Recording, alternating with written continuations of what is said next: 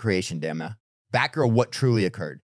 Throughout my Creation Damnation series, I've covered every kind of realistic catastrophe. Some figured out how to pull tremendous motion pictures from the most horrendous creation encounters possible. Some began in peril prior to diving into complete joke and frenzy, and others, some way or another, figured out how to waste huge number of dollars without shooting a single casing yet. This next one is somewhat remarkable in the realm of bomb Hollywood ventures. There were no serious debacles or missteps during creation. The team all got along lovely well. The studio didn't meddle excessively. The film was followed through on time and according to the financial plan, and the entire undertaking advanced flawlessly the whole way to the primary test screen. Very much like that. The film got dropped all of a sudden and erased from the studio servers and right up to the present day. It remains secured somewhere down in a studio vault, is a miserable remnant of a short thought-forward day never to be imparted to the world. I'm talking obviously about the notorious Batgirl now regularly with regards to these sort of recordings. There's an abundance of creation data, meetings, and reference material for me to draw on. Yet for this situation, genuine subtleties of what befell B-Girl are really slim on the ground. Purposefully, so you could say there's a lot of tales and gossip, yet not much else. And I believe it's no time like the present that changed. So my primary objective with this video is to give as exact an image as possible of how this film met up and how it eventually went to pieces. To do this, I had the option to talk with various individuals engaged with the creation at different levels who consented to address me on State of Obscurity, and in the wake of investing a lot of energy grouping their different recollections of the task and cross-referring to it against the restricted data that is openly accessible, I've figured out how to gather what I consider really exact history of the making and breaking of and supposedly a portion of the stuff I'm going to tell you has never been shared freely, so suit up and prepare on the grounds that we're wandering profound into the murkiness for this one. The thought for an independent Batgirl film started life back in 2017 when Warner became keen on working the personality of Barbara Gordon into the DCU. The first thought was to remember her for Harley Quinn's Flying Predators film. However, it was soon clear that she didn't exactly fit with the tone of the movie, so she was moved into her own independent film, all things being equal. Joss Whedon was initially recruited to compose, direct, and create the movie, with the arrangement to begin creation in 2018. The task never truly came to light. However, halfway, on the grounds that Whedon battled to concoct fair story thoughts, part of the way since his work on Equity Association hadn't done much for his standing at Warner, and halfway in view of a difference in authority at the studio. Walter Hamad was currently the president, and he had his own thoughts regarding how the establishment ought to push ahead. Remember that, dear watcher, since it'll be significant later in any case. Hamada was confronted with the overwhelming undertaking of attempting to fix an establishment that was, at that point, flying out of control at fast speed.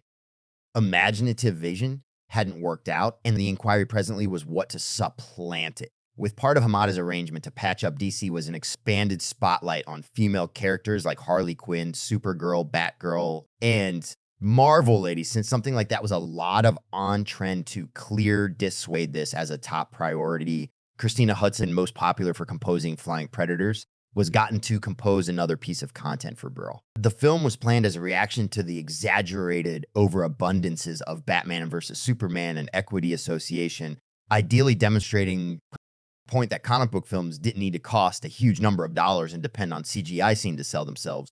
The expectation was to tell a more grounded, coarse, character-centered story that, based on Barbara Gordon's quest for the one who killed her mom in a pyromania assault 15 years earlier, the man being referred to would end up being Firefly, a previous fireman named Ted Carson working for the crowd who deliberately torched structures to get out regions for redevelopment, permitting his supervisors to gather the protection cash and become madly wealthy in the process in the years from that point forward. Horde supervisor Anthony Bree has utilized the benefits to turn into a genuine business and a mainstay of Gotham society. Carson, in the meantime, has battled to hold down a task as his past injury continues to return to cause major problems for him.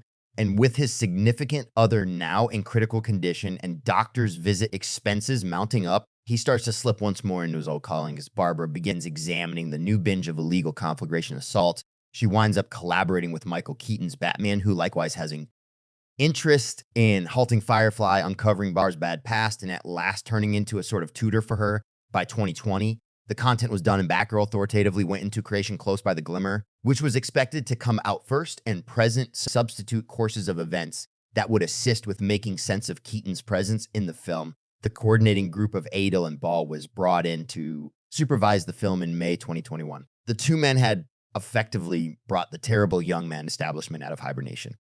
Earlier year, and they knew all about superhuman undertakings subsequent to dealing with Ms. Wonder, so they appeared as though a protected sets of hands for this situation. Brendan Fraser, who was in a lifelong restoration at that point, was before long secured as First Fly, J.K. Simmons as Magistrate Gordon, and obviously Michael Keaton as Bruce Wayne. Gracious, as a little side note, when Walter Harada was inquired as to why Keaton's Batman was in this film rather than the Ben Affleck variant, Jake Simmons was all the while playing Chief Gordon like in Equity. Association's response was, "It's all spaghetti, man, indeed, I can smell shit." At any rate, the issue presently was finding a Batgirl for the film. The creation group tried up to 500 distinct entertainers of different ages and identities for the job. Their order was that nothing was off the table and nobody would be thought of, and slowly the hopefuls were reduced to two principal competitors, Zoe Dutch and Leslie Effortlessness, with elegance eventually dazzling the group and sacking the job they hadn't exactly relied on.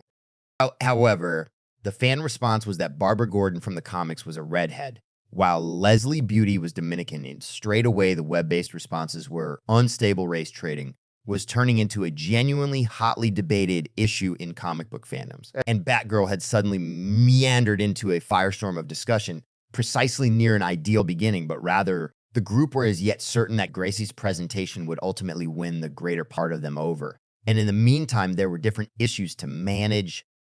Respectable, an idea yet harsh and incomplete in execution, with plot openings that required fixing character inspirations that didn't necessarily check out. What it truly required was some serious cleaning up. And when Adil and Bo went to the studio for certain ideas a couple of months prior to shooting, they were offered a basic final proposal as a trade-off to make an alternate film. Then R will simply reassess the whole task kid that raised rapidly. Now this could appear to be somewhat of an eruption, yet in a more extensive setting, it wasn't totally uncalled for. The studio had somewhat of a bad dream with their new transformation of Stephen Lords, where Cary Fukunaga attempted to revamp a portion of the content only weeks before creation, constraining them to supplant him with Andy Cleaver, and a comparative circumstance was right now happening with the Grieve Streak film. The last thing they required was another creation flying out of control in light of the fact that the Chiefs chose to denounce any kind of authority, since it was really clear that Warner siblings won't get it done. Both of them were left with no decision except to shoot the content precisely as it was composed, and all their supposition was that the issues would end up being cleared to the studio and test screenings, letting loose them to roll out the expected improvements and reshoot. It was not the most proficient approach to getting things done on a film with a strict spending plan, yet it was the main way forward. However, as it ended up, destiny would take them in a totally different direction at any rate. Head photography started in Glasgow in November 2012, and aside from a transitory closure because of COVID, the shoot went pretty flawlessly, apparently. The cast and team managed everything well together. Leslie Beauty was totally fine in the job. There were no serious issues or fiascos, and the studio was content with the film's advancement. The film was enveloped by Walk 2022, and the task